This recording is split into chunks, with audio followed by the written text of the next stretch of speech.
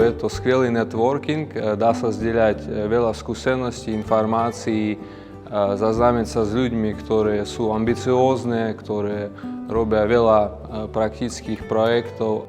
Stretol som tu tak strašne veľa ľudí, ktorí mi priniesli hrozne veľa do života, ale takisto veľa bohatých skúseností k tomu, aby som mohol rozvíjať ako svoju kariéru.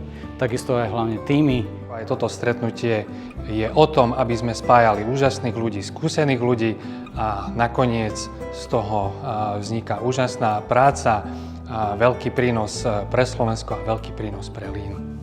Zdieľame si idei, novácie, inšpirácie, čo sa nám podarilo a tak sa aj vzájomne posúvame. Pre mňa je to veľmi prínosné. Rada sa teším na tieto stretnutia. Tieto stretnutia sú pre mňa veľkou inšpiráciou a motiváciou. Je veľmi prospešné zdieľať dobré nápady a také best practice v rámci našej komunity.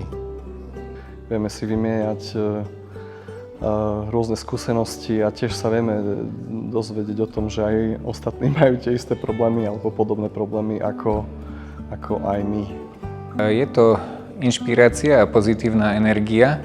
Človek, keď dlhé roky stretáva známych z týchto firiem, tak vypadne zo stereotypu a rád si vypočuje, čo robia nové iní, v čom sa zlepšili.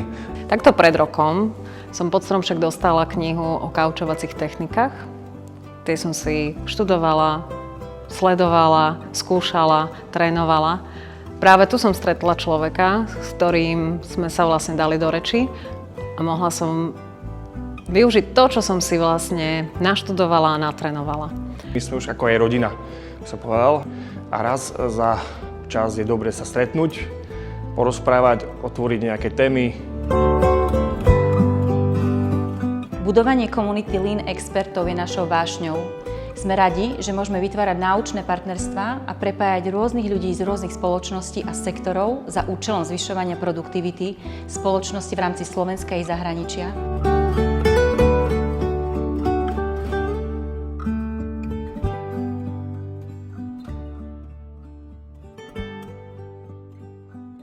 Odporúčam.